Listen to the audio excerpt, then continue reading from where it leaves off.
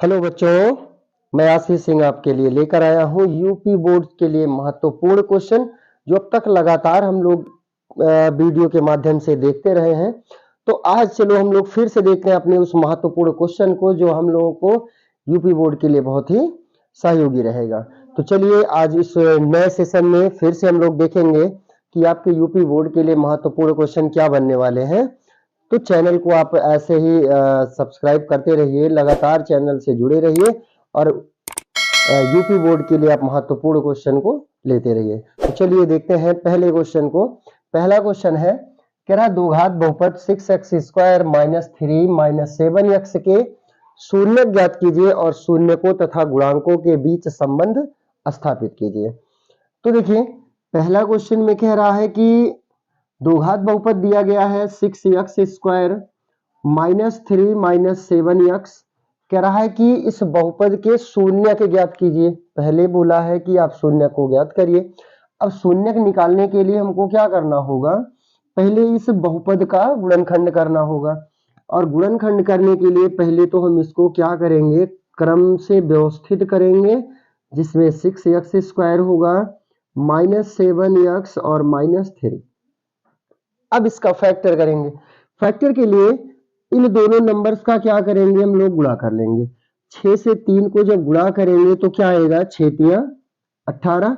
अब 18 का ऐसा फैक्टर करिए, गुणनखंड करिए कि यहाँ माइनस लगा है तो घटाने पे कितना आ जाए, 7 आ जाए। तो कहेंगे सर 9 दूना 18, तो 9 में से जब 2 हम लोग घटाएंगे तो आ जाएगा 7। तो इसका फैक्टर क्या बन गया, 9 और माइनस में आ गया 2 x माइनस 3। अब इसका देखिए ब्रैकेट खोलेंगे तो 6x स्क्वायर, x से जब 9 में गुणा करेंगे तो क्या बनेगा, 9x माइनस माइनस का गुणा हो जाएगा प्लस, 2 से x में गुणा करेंगे आएगा 2x और माइनस में 3। अब यहाँ पे देखो कि यहाँ से और यहाँ से क्या कॉमन है इन दो पदों में से। तो सबसे पहले तो नंबर्स में देखें, गिनतियों में देखेंगे कि 6 और 9 में क्या कॉमन है। तो 3 दूना 6 और 3 तिया 9, यानी इन दोनों में कॉमन नंबर है 3। और यक्स देखेंगे इधर भी है इधर भी है, और उसमें भी देखें कि एक्स स्क्वायर बड़ा है कि यक्स बड़ा है। तो कहेंगे सर यक्स स्क्वायर बड़ा है, तो कॉमन हमको कौन सा करना है, जो दोनों में छोटा है। तो छोटा कौन सा है, एक्स है। इस यक्स को हम लोग कॉमन कर लेंगे।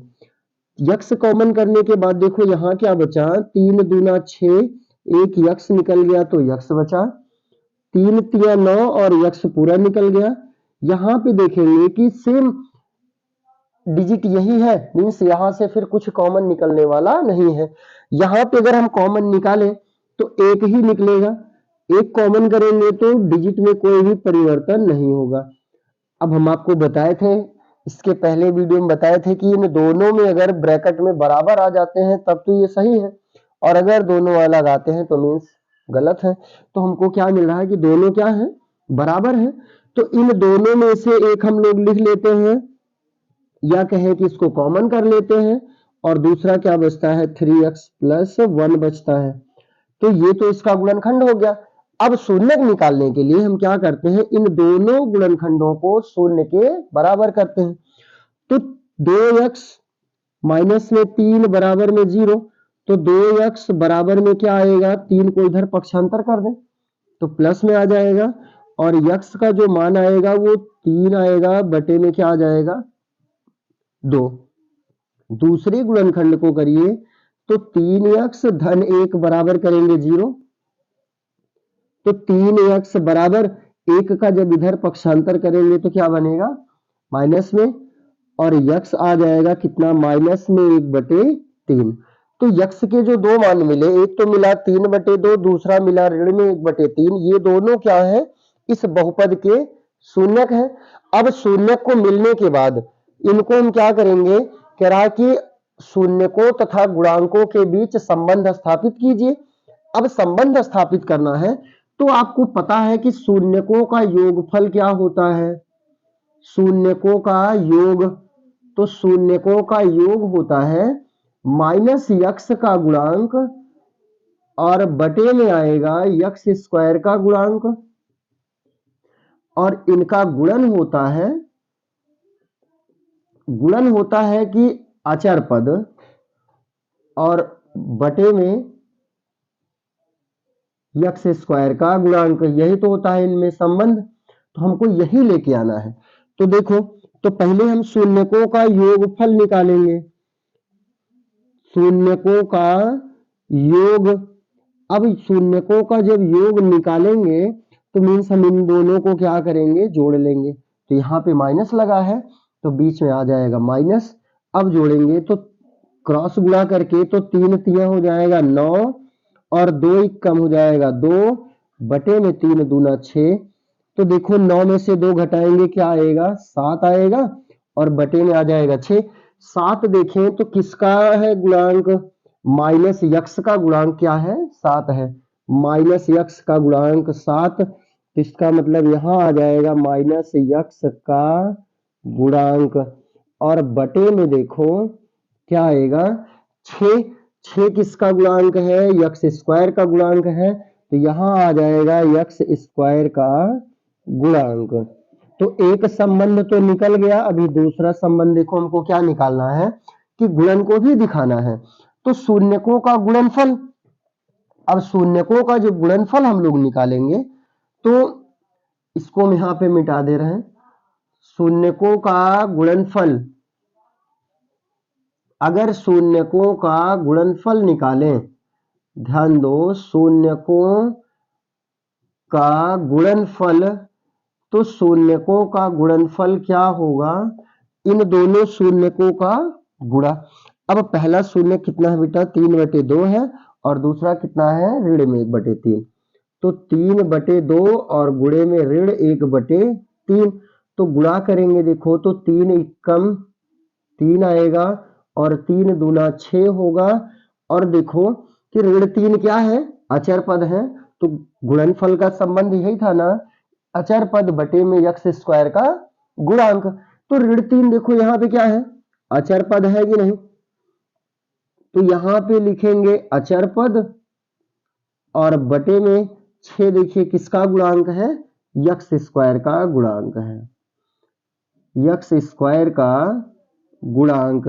तो हमको इस क्वेश्चन में क्या करना था, पहला तो कहा कि बहुपद का आप शून्य ज्ञात करिए, यानी गुणनखंड करके यक्स के 2 मान निकालिए और उन शून्यकों के और गुणांकों के बीच के संबंध को स्थापित कीजिए।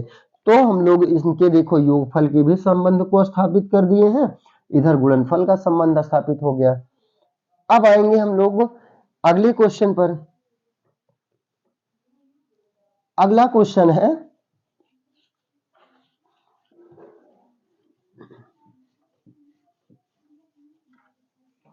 अगला क्वेश्चन कह रहा है कि सिद्ध कीजिए किसी वृत्त की जीवा के सिरों पर खींची गई स्पर्श रेखाएं समांतर होती हैं।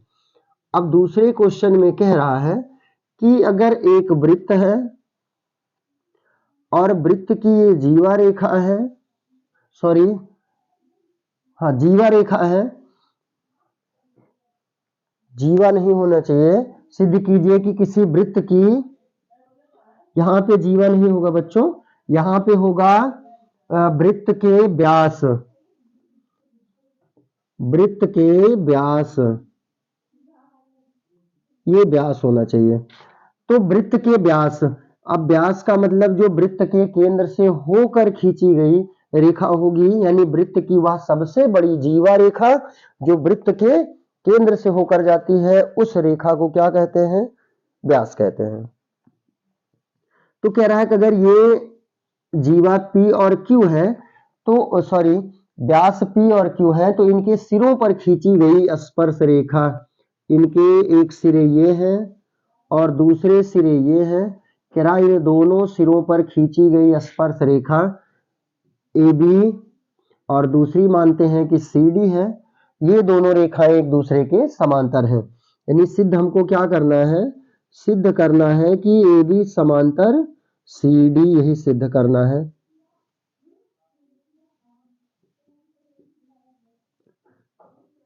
ये सिद्ध करना है।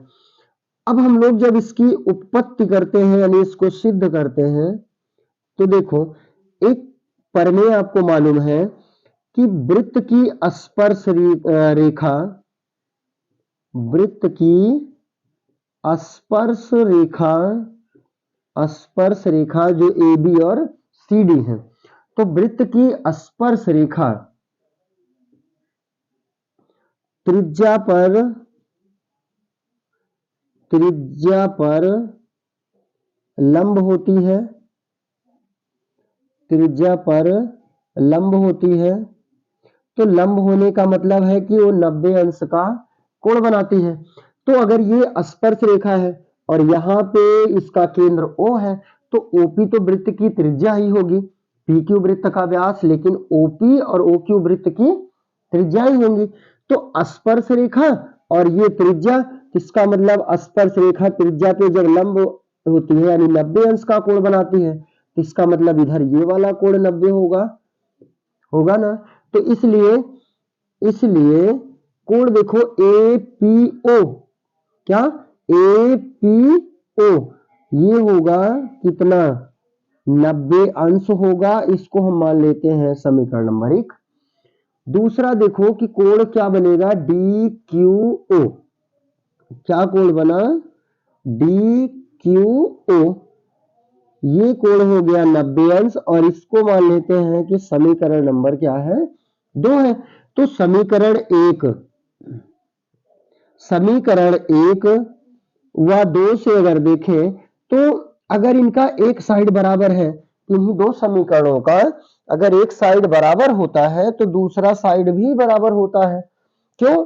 क्योंकि कोण APO अगर 90 के बराबर है, कोण DQO 90 के बराबर है, तो इसका मतलब ये दोनों भी आपस में बराबर होंगे। तो 1 व 2 से ये हो जाएगा कोण APO और बराबर कोण DQO। और थोड़ा सा और ध्यान दो कि ये दोनों कोण क्या है, एकांतर कोण है। दो रेखाओं के बीच यदि कोई एक तिर्यक रेखा काटती है और इनके एकांतर कोण बराबर हो तो दोनों रेखाएं समांतर होती हैं। तो ये तो एकांतर कोण है, एकांतर कोण है। और अगर दो एकांतर कोण बराबर हो गए, इसका मतलब दोनों रेखाएं क्या हो गई, समांतर हो गई। इसलिए AB समांतर होगा CD। अगला क्वेश्चन देखेंगे। अगला क्वेश्चन है,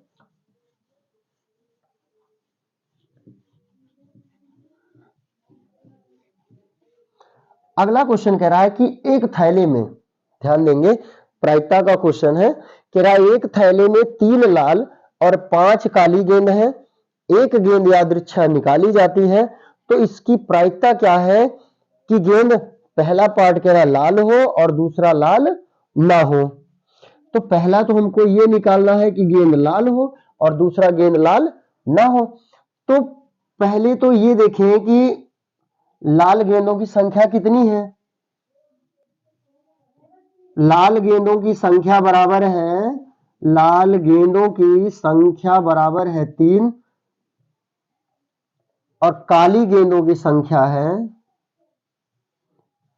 काली गेंदों की संख्या 5 है। यानी लाल गेंदों की संख्या कह रहा है 3 और काली गेंदों की संख्या 5। तो कुल गेंदों की संख्या कितनी है, कुल गेंद कितने हैं, कुल गेंदों की संख्या तो कहेंगे सर कितनी है, 8 है। यानी 3 और धन 5 बराबर हो जाएगा 8 गेंद। अब कह रहा है कि प्रायिकता निकालिए कि अगर उसमें से कोई एक गेंद निकाली जाती है तो गेंद कैसी है, लाल है। अब देखो कि पहले पार्ट में कि लाल गेंद होने की प्रायिकता, लाल गेंद होने की प्रायिकता, लाल गेंद होने की प्रायिकता PE, E means event, event कोई भी हो तो यहाँ पे लाल गेंद होने की घटना है, इसको इवेंट लिखेंगे। अब देखो कि अनुकूल परिस्थितियां और प्रतिकूल परिस्थितियां, क्योंकि प्रायिकता बराबर होता है P is equal to NE upon NS के। तो पी तो हमको निकालना ही है, और पीई, पी का मतलब जो लाल गेंदों की संख्या है वो कितनी है, 3 है, तो ये 3 हो गया, और ये होता है कुल संख्या, तो कुल संख्या 8 है, तो लाल गेंद होने की प्रायिकता 3/8। दूसरा देखो, दूसरा है कह रहा लाल गेंद ना होने की प्रायिकता। अब लाल गेंद ना होने की प्रायिकता, तो चाहे तो लाल गेंद ना हो तो मीन्स वो काली गेंद निकलेगी, तो उसकी संख्या कितनी है, 5 है, कुल गेंद 8 है, तो 5/8 हो जाएगा। और या तो आपको एक फॉर्मूला पता है कि पीई प्लस पीई बार बराबर होता है 1, कि किसी घटना के घटित होने की प्रायिकता और ना घटित होने की प्रायिकता बराबर 1। तो लाल गेंद होने की प्रायिकता और लाल गेंद ना होने की प्रायिकता बराबर 1। तो लाल गेंद होने की प्रायिकता कितनी आई है, 3/8 आई है, और लाल गेंद ना होने की प्रायिकता हम लोगों को ज्ञात करना है। तो पी बार बराबर होगा 1, इसको लाएंगे इधर तो माइनस में आएगा, और 3/8 होगा। अब लाल गेंद ना होने की प्रायिकता निकालेंगे तो 8 कम 8, 1 से गुणा करेंगे तो 3, और इन दोनों का गुणा 8 कम 8, तो 8 में से 3 घटा देंगे तो 5/8। देखो फिर से वही आ गया ना कि 5/8। तो ये हो गया लाल गेंद ना होने की प्रायिकता, और ये हो गया लाल गेंद होने की प्रायिकता। तो आज के सेशन को हम लोग यहीं पे स्टॉप करेंगे, और अगले सेशन के लिए हम लोग फिर से इसी टाइम पे इकट्ठा होंगे, जहां पे हम आपको आपके बोर्ड से रिलेटिव क्वेश्चन प्रोवाइड करवाएंगे। तो आप अपने इसी तरह से समय को थोड़ा सा शेयर करते रहिए, जिससे आप लगातार वीडियो से आप जुड़े रहेंगे और चैनल को सब्सक्राइब करते रहेंगे। धन्यवाद।